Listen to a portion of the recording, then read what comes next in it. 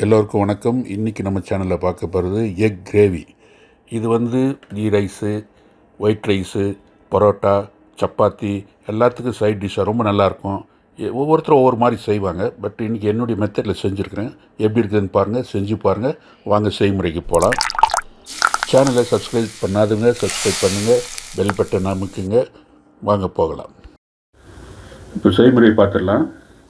அடுப்பு பற்ற வச்சு ஒரு கடாயை வச்சிடலாம். ஒரு டேபிள் ஸ்பூன் எண்ணெய் ஊற்றிக்கலாம். எண்ணெய் காயிட்டுங்க. எண்ணெய் காஞ்சிடுச்சு.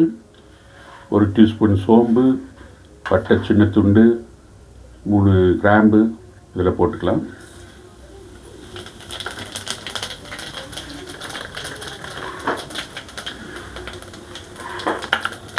கூடவே 200 கிராம் வெங்காயம் பொடியாக கட் பண்ணி வச்சுருக்கிறேன்.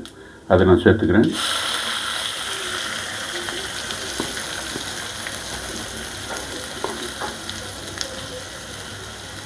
கூடவே ஒரு 12 பூண்டு எடுத்து வச்சுருக்கேன், அதை சேர்த்துக்குவோம். 3 பச்சை மிளகாய் எடுத்துருக்கேன், அதையும் சேர்த்துக்குவோம். நல்லா கிளறி விடலாம். வெங்காயம் பூண்டுலாம் நல்லா வதங்கி வந்துருச்சு. இந்த டைமில் 200 கிராம் தக்காளி பியூரி அரைச்சி வச்சுருக்கேன், அதுக்கு கூட சேர்த்துக்குவோம்.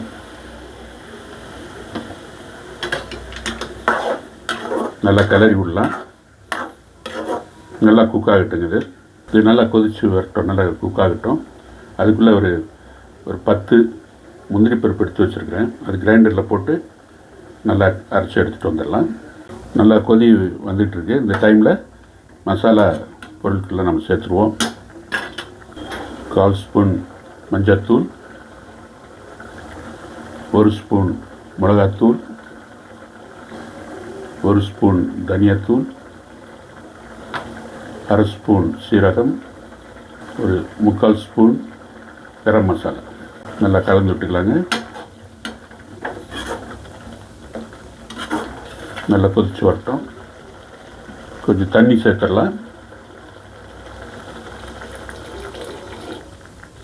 நல்லா கொதிக்கிட்டுங்க, எண்ணெய் பிரியணும். இது கூட தேவையான அளவு உப்பு சேர்த்துக்கலாம். உப்பு சேர்த்த பின்னாடி கிளறி விட்டுட்டு ஒரு மூடி போட்டு மூடி வச்சிடலாம். நல்லா கொதித்து வந்துருக்குதுங்க. இந்த டைமில் ஒரு 1/2 நெல்லிக்காய் அளவு புளியை கரைச்சி வச்சுருக்கேன், அது ஊற்றிக்குவோம்.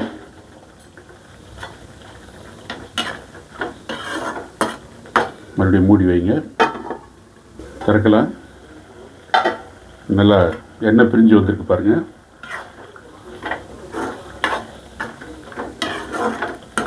இந்த மாதிரி டைமில் நம்ம அரைச்சி வச்சுருக்கிற அந்த முந்திரி பருப்பை இதில் போட்டுடலாம்.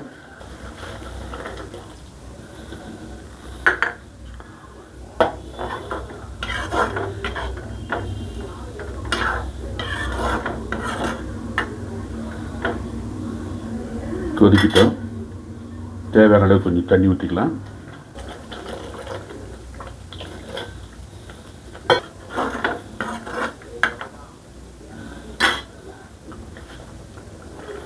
ரெண்டு கொத்து கருவேப்பிலை போட்டிருக்கேன்.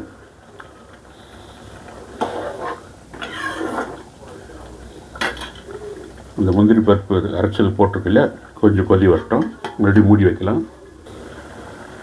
பாருங்கள், நல்லா எண்ணெய் பிரிஞ்சு நல்லா வெந்து வந்திருக்கு. இப்போ அடுப்பு தீயை கொஞ்சம் கம்மி வச்சுக்கிட்டு நம்ம முட்டையை கட் பண்ணி போடலாம். முட்டையை நான் இந்த மாதிரி கட் பண்ணுறேன். நீங்கள் எப்படியோ பாதியாகவும் கட் பண்ணி போடலாம், நீட்டாகவும் கட் பண்ணி போடலாம். இந்த மாதிரி கட் பண்ணிங்கன்னா மசாலாலாம் நல்லா உள்ளே போய் இறங்கும். இங்கே பாருங்கள், இந்த மாதிரி கட் பண்ணி சேர்க்கலாம்.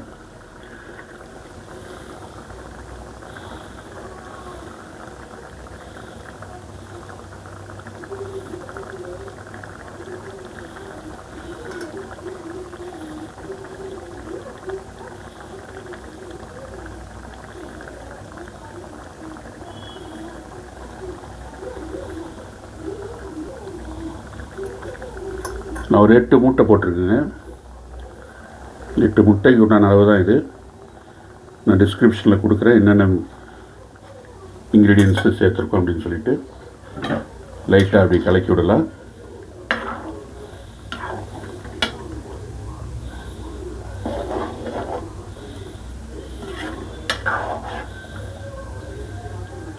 நல்லா ஒரு கைப்பிடி கொத்தமல்லி வந்து நல்லா மேலே ஸ்ப்ரிங்கிள் பண்ணி விடலாம். நல்லா ஒரு கொதி வரட்டும். அந்த மசாலாலாம் முட்டையில் நல்லா இறங்கணும். அப்போ தான் டேஸ்ட் இருக்கும். மறுபடியும் கொஞ்சம் நேரம் மூடி வைக்கலாம். மூடி ஓப்பன் பண்ணிடலாம். இந்த முட்டை கிரேவி, எக் கிரேவி ரெடி ஆகிடுச்சுங்க.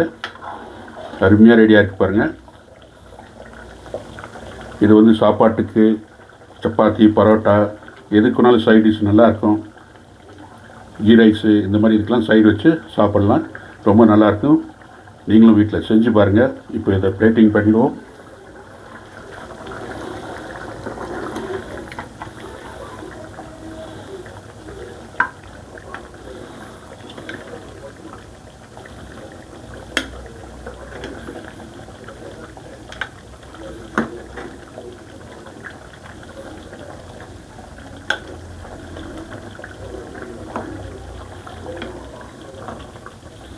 நம்ம அருமையான முட்டை கிரேவி ரெடி ஆகிடுச்சுங்க. இது கூட மேலே வந்து கொஞ்சம் கொத்தமல்லி போட்டு டெக்கரேட் பண்ணிவிடுவோம். பாருங்க, நீங்களும் செஞ்சு பாருங்கள். சப்ஸ்கிரைப் பண்ணாதவங்க சப்ஸ்கிரைப் பண்ணுங்கள், லைக் பண்ணுங்கள், பெல் பட்டன் அழுத்துங்க. வணக்கம். மீண்டும் அடுத்த எபிசோடில் சந்திக்கலாம்.